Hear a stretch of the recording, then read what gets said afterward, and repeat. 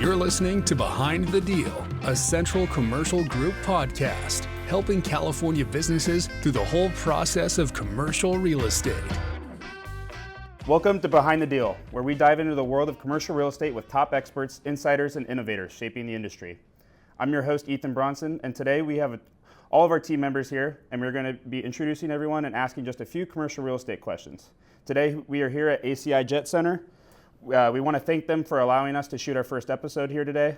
We'll find out in a little bit why we're here at the San Luis Obispo Airport. Our first episode will be just a brief showing of what is to come on this channel, and we want to look forward to having many of our team members back on the show for various conversations with other experts.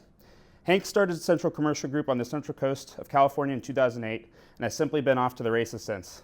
Today's CCG's growth is expanding exponentially with a new branch office now open in San Diego County with many more branch offices in the works. Obviously, with this being the first show, we're super grateful to have you here, Hank, as well as the rest of the team. I just briefly touched on your time as the principal broker of CCG. Do you mind sharing on how you got started here? Yeah, right on. So real quickly, I was born and raised on a ranch in the Central Valley of California. Got bit by the aviation bug, hence the airport location today, and at an early age, and went to school for aeronautics, actually. Upon graduation, I worked for American Eagle Airlines that was actually based here. I was a structures engineer for them. They ended up leaving San Luis Obispo in California and merging into Dallas-Fort Worth, Texas. And my wife and I at the time had small children. We didn't want to move to Texas. And so I got picked up by McDonnell Douglas at the time. We became Boeing eventually, working as a mechanical engineer on the Delta II rocket at Vandenberg Air Force Base and Cape Canaveral, Florida as well. That was all in the mid-90s, early 2000s. We were launching so many rockets that I was never home, and it wasn't working for the family, it wasn't working for me. I wasn't a very good father or husband. So I ended up quitting. I did a few jobs here and there in the early days because we wanted to stay in San Luis Obispo. There weren't any other aeronautical type jobs in SLO at that time.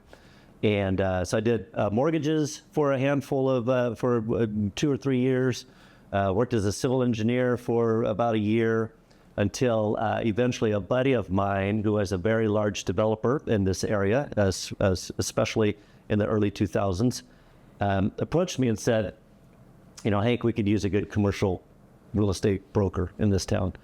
I wasn't sure exactly what that meant or what that entailed, but another guy moved into this town right around that time period, and his name was Bill Lee. He was the founder of Lee and Associates.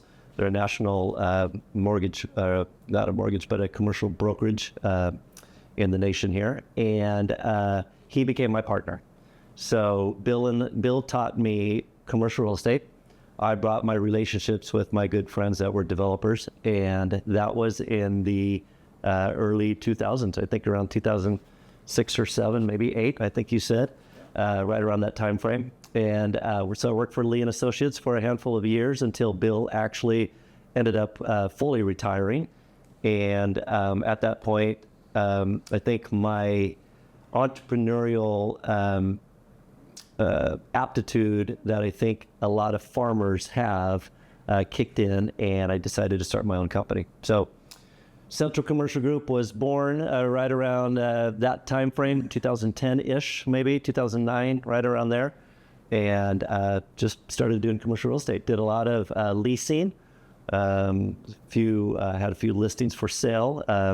Did a lot of stuff for some of our bigger developers here in town. Yeah, no, I think that's great that you haven't really, put too much focus on one area and you've really well-rounded yourself. Steve, I know he leads the office down in San Diego County. Do you mind sharing a little bit about your life and how you got here today? Sure, thanks, Ethan. I grew up in the LA area and left to go to school in Santa Barbara. Never went back to LA. Eventually moved to San Diego, and I've been an attorney doing land use and planning and real estate work for over 25 years, mostly on the backside of deals, deals with complications, issues, just sorting things out pre-closing. And then recently been representing a couple different schools over the last few years, private and charter schools, trying to get new property, trying to find new locations. And eventually one thing's led to another. And I've started doing some work on the brokering side with contacts and connections I've made over all those years, and just trying to help, especially the deals that are a little bit more challenging to get through the escrow process. Awesome. Karun, I know you recently have joined Central Commercial Group. Do you mind sharing what got you to this point today? Oh, absolutely. So my background, I'm a electrical engineer. Then I worked at the nuclear power plant all my life, starting at San Onofre, then at Diablo Canyon. So I've been here in the beautiful town of San Luis Obispo for the last 10 years now, mostly working at Diablo Canyon. But along on the side, since without a full-time job, I always bought a home whenever I switched a job from one plant to the other. So from when I graduated to now, I built my own set of properties, 7 properties of my own. And I rented them out, my old property that I moved on to a newer home. The tenants asked me a lot of questions that I didn't have answers to. So I went back to real estate, got my license just to be knowledgeable so I can answer those questions and also not break any laws. That's the important part. Yeah, I like that. And as I learned the real estate business, I realized that it's working out great. With inflation, the home prices are the first thing, or any form of, for that matter, any real estate prices is the first thing that goes up with inflation. So I started building a portfolio of just my personal properties. And then as friends and families came to me to help them out, they started trusting me. They saw my portfolio, started helping them out too. So I joined another residential real estate firm before coming to Hank, and it wasn't as rewarding as commercial real estate because I had a farm. The commercial real estate is just a big monster for investment purposes and even for anyone's personal need they want to grow financially or for their own business. So I ran into Hank at the pickleball courts, Hank and Lauren and Jake, his beautiful family. And Hank and I I guess we clicked. Yeah. Right? And I asked Hank if I can join and be part of the company. So nice enough, he's also a mentor to me. So I'm here learning commercial real estate and also help out anybody with my own experience back in residential and commercial. Awesome. And we'll find out later, too, that pickleball is at the center of a lot of these relationships that we've built here. Phil, same for you. Do you mind sharing what kind of got you to this point? Yeah, sure. Yeah, I don't play pickleball, but Not yet. I'm sure it's gonna happen at some point. So I grew up in the same town as Hank, Turlock, California. We knew each other kind of through mutual friends, and he had a lot more hair back in the day. He had blonde hair, and anyways, I just retired from not quite 25 years in the private wealth management with companies like A.G. Edwards, Merrill Lynch, and Raymond James. And the bulk of my career is with Merrill Lynch. And so kind of ran out of the gas in the tank and decided I was going to call it quits. Had a great book of business, sold out to a group of younger advisors kind of cutting their teeth in the industry. And we came over from Merrill Lynch together. And so they bought me out a couple years ago and took a couple years off. We moved to North Idaho and was up there a couple years and did 2 things. One, I wrote a book called The Forgotten Chef, and it's kind of a passion project in culinary. And so that happened. And then also I was a transportation specialist, fancy word for bus driver, in the Coeur d'Alene School District. So absolutely love that. I love the group of people that I worked with up there. And so started thinking about coming home back this way. My parents probably need a little more help at this point, and so I decided to come back in this area. My older son lives here, and called up Hank last summer in June and said, "Hey, can you meet me for coffee?" And I hadn't seen him in 40 years. And so I said, "I just need some advice. I hear you're in real estate." And so we're just having coffee at Scout Coffee, and Anthony served us a nice little warm cinnamon roll that kind of melted in our mouth. And anyways, Hank just said, "Well, why don't you just hang your license with me?" So that's what I did. So I got my license, and here I am. Awesome. And Karun and Phil, you guys are both aviation fanatics as well? Absolutely. Yes, that's one of my things, to buy a plane, then ride along with Hank. Yes, there we go. But I didn't know Hank also takes people to Scouts Coffee. That's the first time I'm running. I will have to go on Scout. Yeah, no, well, yeah, we do like Black Horse. Yeah. That's awesome. Just a brief rundown on myself. I just graduated from Cal Poly back in December. I'm not an agent yet. I'm still working on getting my education requirements for that. But I grew up in Lodi, California, big agricultural town. My family's been involved in vineyard management now for the last about 4 generations. So my great-grandpa was the one that started it, moved from Orange, California down in Southern California. And I studied agricultural business at Cal Poly. I wasn't really sure what I wanted to do, but I ended up meeting Hank through a friend because of pickleball, of course.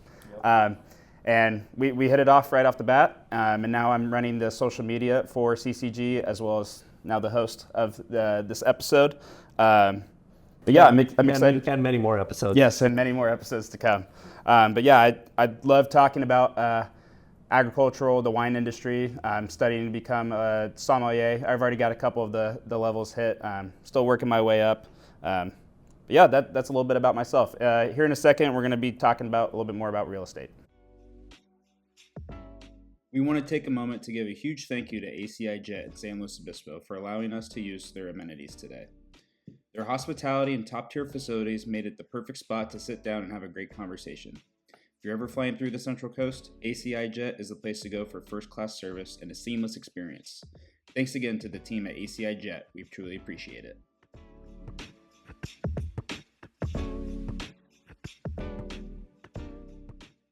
And we're back. What is the biggest trend that you guys have seen in commercial real estate right now, and how do you think it will shape the market over the next 5 years? Hank, we'll start with you. Oh, great. Okay. The biggest trend. So, since the pandemic and people working remotely, that's really shaped the office industry for sure. A lot more vacancies, a lot of offices, sitting vacant. People aren't there, obviously. So that product type in the commercial industry is hurting, quite frankly, due to the vacancies.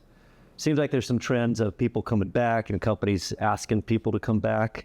So maybe that'll change. But that's definitely a big one over the last couple of years.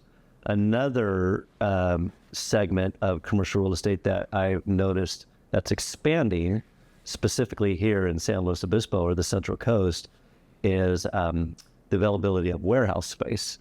And I don't know if that's the online shopping trends, the Amazon e-commerce, but that's the number one requested product that we're getting over the phones and emails.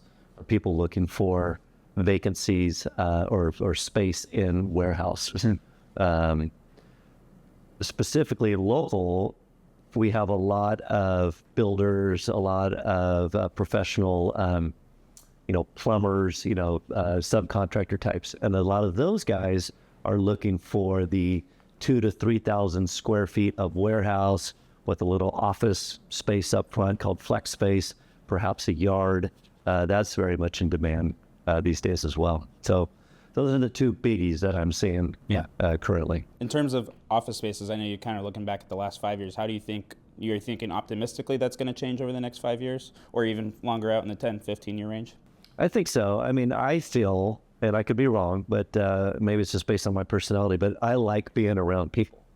I couldn't imagine, working from home, a lot of distractions. I feel like productivity is a lot better around people. So hopefully people start coming back to the offices and working together. So yeah. And I think that's where you've made your money over the last couple of years. Those face-to-face interactions at coffee shops, at lunch, at other breakfast spots. Yeah. Phil? Yeah, I mean, second what Hank said, I know during COVID, it forced a lot of us to be locked out of our offices. At least I was, and a lot of people were. And I think a lot of the companies learned that they didn't need that much space. And so I know there's a lot of talk of kind of downsizing what companies actually need, and to Hank's point, kind of soften the market there. As far as the the inflation is always a factor. I think with Trump and his team kind of leading the inflation fight, they're going to hopefully try to get that under wraps. And like the industry I came from, we talked about inflation. It's kind of like toothpaste. Once it's out of the toothpaste deal, it's hard to put it back in, And so I think inflation is going to be a factor. Definitely want to see the interest rates come down with inflation rates. That's good for the bond market, right? Bond markets sell off when interest rates spike, and so I think we'll probably see some of the bond market coming back and stabilizing and the lowering rates. So I think that'll be pretty attractive for the next 5 years. Awesome. Corinne?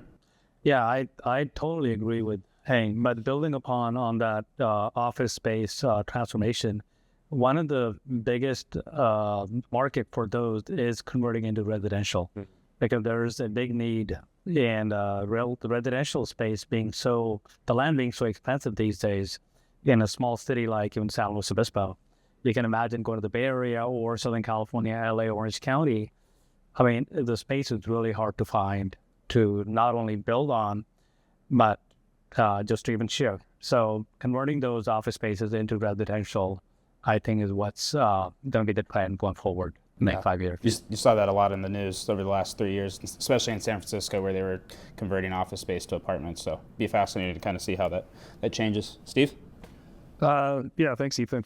In my world, for my clients, one of the biggest trends is the great wealth transfer from the boomer generation to younger generations, and the diversification of money. Like, a lot of these individual long-term property owners aren't necessarily traders who've been buying and selling for years. A lot of them own businesses that own real estate. And so rather than just getting in the middle of a deal and making the deal happen, it requires a lot of expertise, some estate planning, some tax work. This transfers, get really complicated. And so I think I'm seeing a lot of that, especially with small business owners and with families with multiple children, where there's an estate that's going to be divided among kids. Usually people are liquidating property, liquidating businesses, and there's some complexity to that. And I think what we're seeing statistically is there's going to be more and more of that over the next 10 to 15 years. Awesome. And we'll talk a little bit more about expertise here in a moment, just kind of what we all bring to the table. I know we all want to say that we try to become as well-rounded as possible, and we're always learning and we're always educating ourselves, but we all do bring something else to the table, so we're going to talk about our expertises here in just a minute. All right, we're back for our last segment. We are going to be talking about why this show is called Behind the Deal. There's a lot of steps that take place in any real estate transaction, but specifically commercial, as they can take months or years to come together. So Hank, is there anything specifically that you want to talk about that you think Central Commercial Group does great at, or does well specifically? Yeah, well, behind the deal. Is that what you said? Yes. Behind the deal. So I think a lot of my behind the deal and marketing efforts for me is all has been relational. So I built my business on relationships, being able to be a trustworthy commercial broker for my clients.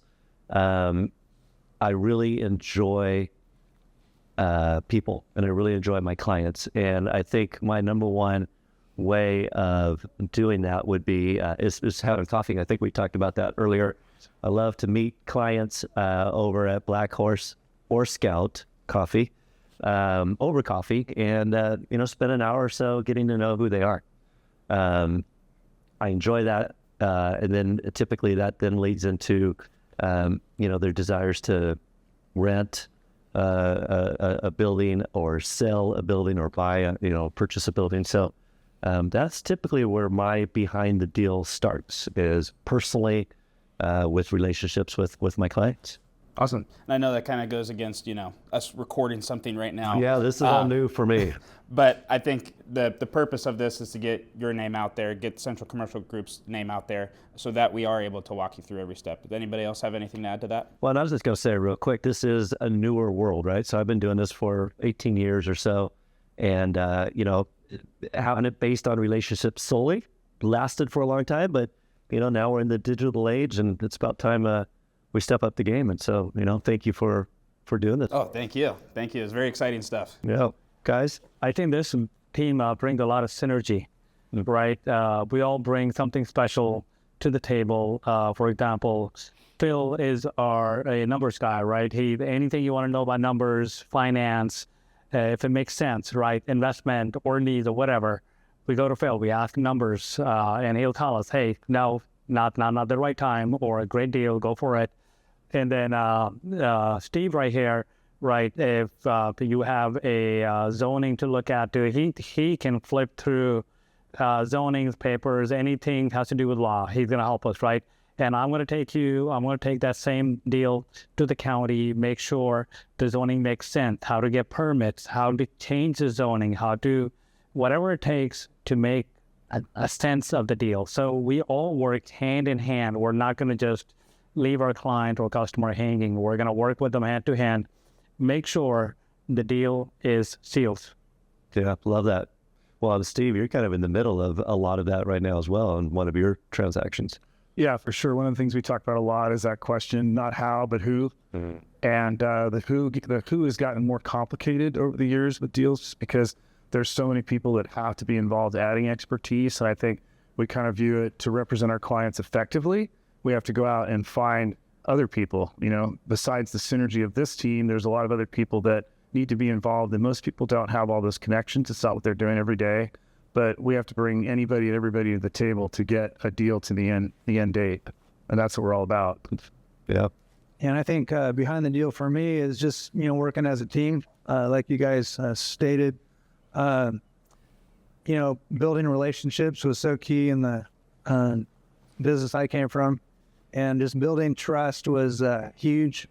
I always told the younger advisors, build trust as fast as you can because the stuff we do is kind of more of the commodity. But what they really want to know is, do you know their goals? Do you know who they are? Once they put their trust in you, that's an important part. And that's kind of what, the goal is. And so obviously being new in this real estate business, going to rely on Hank to kind of mentor us and make sure we do all the right things. And Steve and Korean, so we'll all work together. Awesome. You guys have anything else to add? Well, if that's going to be it, thank you guys for tuning in. Next week, we're going to be talking to an industry expert, and this is going to be by far the last time you guys hear from any of these great people on the team. So catch you next week. Thank you. This concludes the episode of Behind the Deal. Be sure to give a review and follow us on Instagram, Facebook, LinkedIn, YouTube, and TikTok. Until next time, have a great week, everyone.